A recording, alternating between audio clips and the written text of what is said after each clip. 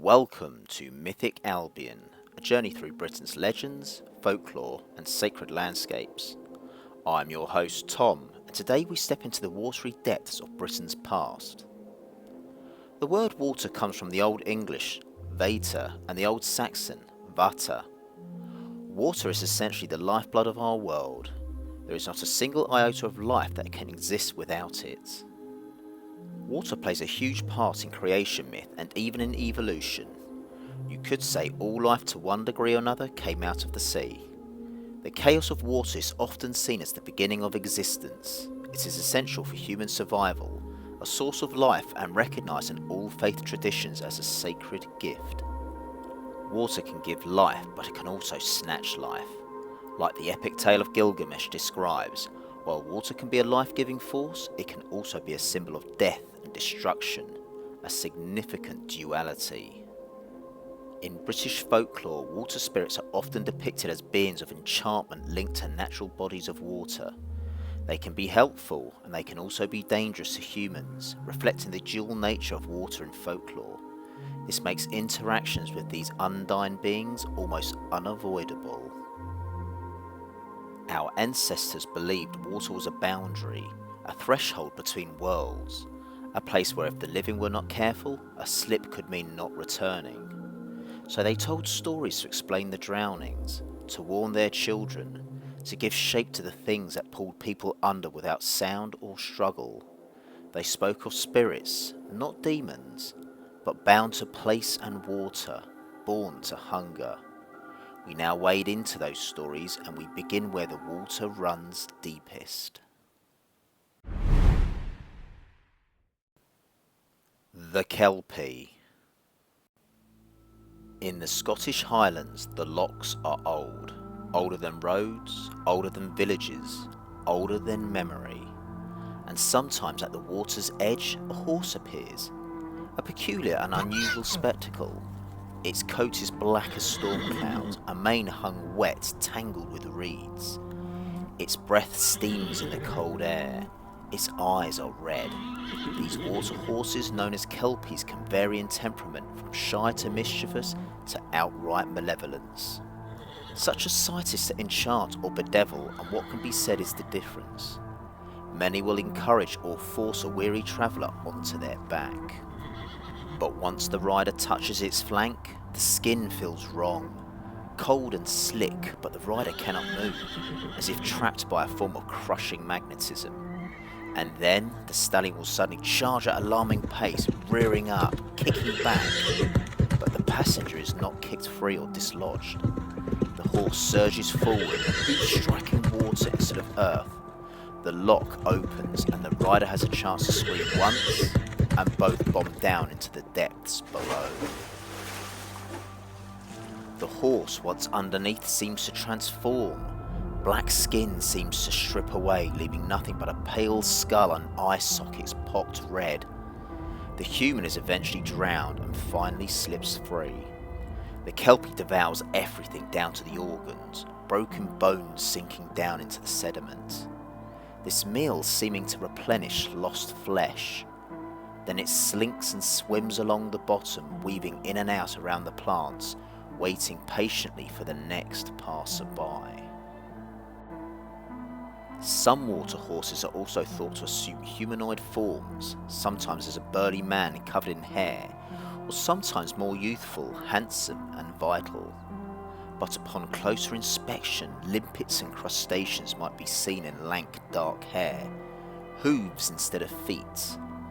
The Manx water horse, known as Glacians, gained a dark reputation for attempting and abducting to despoil women, adopting the form of fowls or lambs to feign innocence.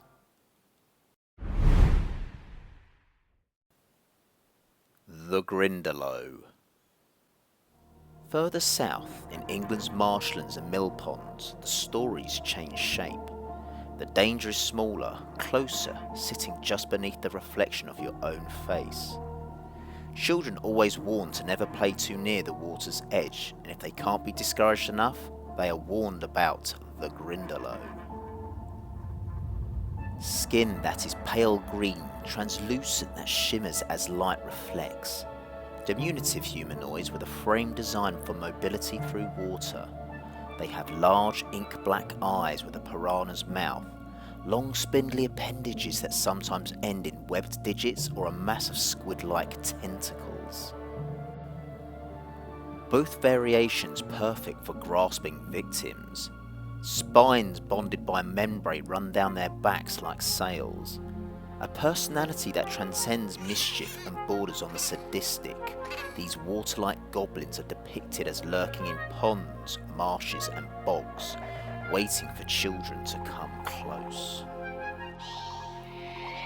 While they may be small, like a shoal of carnivorous fish, their strength is in numbers, stripping the victim down to the bone within seconds. The name Grindylow is believed to be derived from the Old English, relating to water and danger, with connections to the legendary monster known as Grendel, from the epic poem Beowulf. Like many a creature in folklore, the Grindylows serve as a cautionary figure, like other water spirits such as Jenny Greenteeth or Peg Powler. A toy boat drifts and bobs in the dark water. A child leans forward to retrieve it, and then a small face rises to the surface. A terrible grin displaying thin, sharp, needle-like teeth cuts that face in half.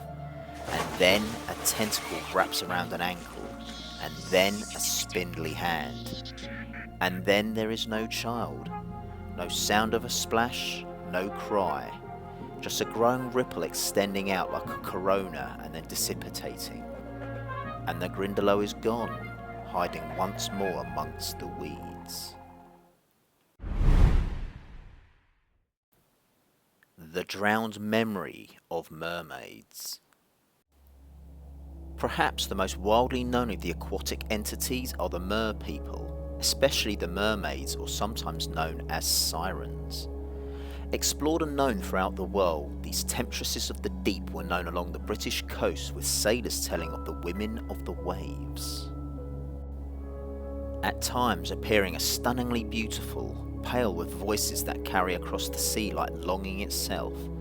So exquisite is their visage and song that bewitched sailors often run the risk of running aground on the rocks. It was no wonder that seafarers considered the merest glimpse of a mermaid as a portent of doom. Picture a boat is out on the sea. The waters are choppy as a storm approaches. A fisherman hears the singing at night, sweet but mournful, almost human with an undercurrent of something like whale song. Grabbing a lantern, he leans over the side and stares into the black abyss that is the ocean at night. There is something there swimming below the surface, illuminated by moonlight, moving in a figure of 8, backwards and forwards, backwards and forwards. And then she stops and looks up, eyes glittering like emeralds, with a smile framed by dark blue lips. The sea surges, the boat rocks, and the man catches himself on the rim of the boat, dropping the lantern into the swell. Come be with me. Somehow the words are clear, penetrating through the medium of water, enveloping the air around him. He shakes his head, and now her perfect face has broken the surface, unhindered by the currents, looking into his eyes, his soul, enticing him. It is said that mermaids have a deep interest in human males that cannot be explained. The sailor stares down at her in a stupid kind of euphoria, even as her arms reach up, cupping his face, then locking around his neck, whispering sweet nothings, telling him everything he needs to hear. The seafarers pulled into the sea almost willingly. As they begin to sink, enwrapped in each other's arms, he can still hear her voice as his lungs begin to fill with seawater. Invariably, the enamoured mortal drowns due to the mermaid not quite appreciating the fundamental differences between species, or as a deliberate sequence of cause and effect. The fatalities are often born out of simple sadistic pleasure. They often become disappointed upon the death of the mortal, as she discards him as a cat would a mouse that's been frightened to death. They appear before storms, before shipwrecks, and before death.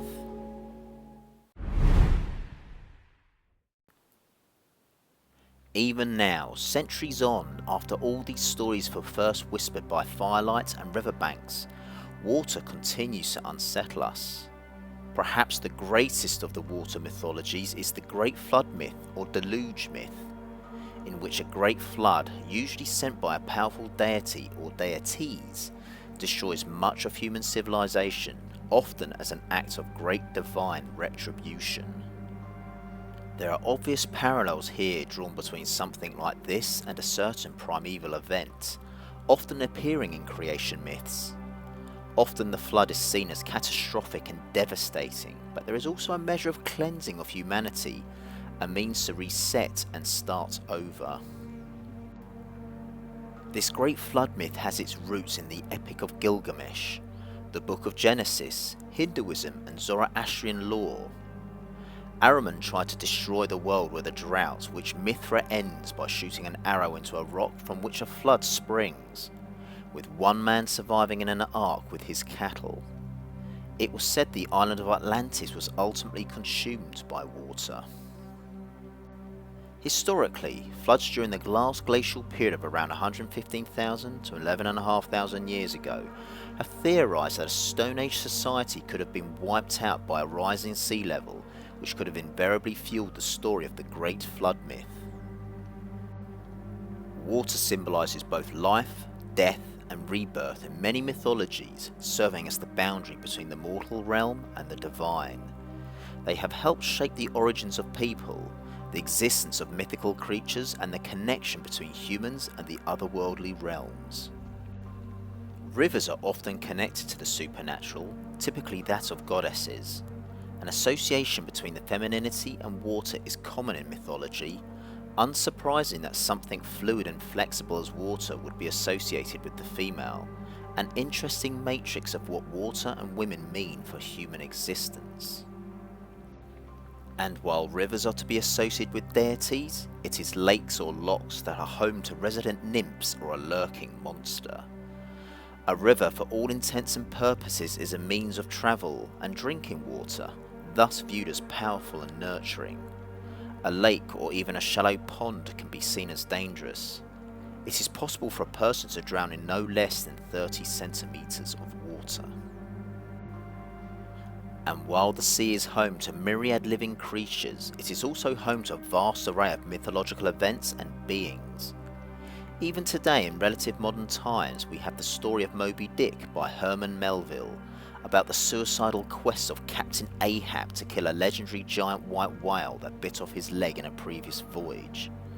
Or the tale by H.P. Lovecraft, Call of Cthulhu, about a fictional cosmic entity who was a great old one, resting in a sunken city called R'lyeh, described as a massive sea monster waiting to rise again.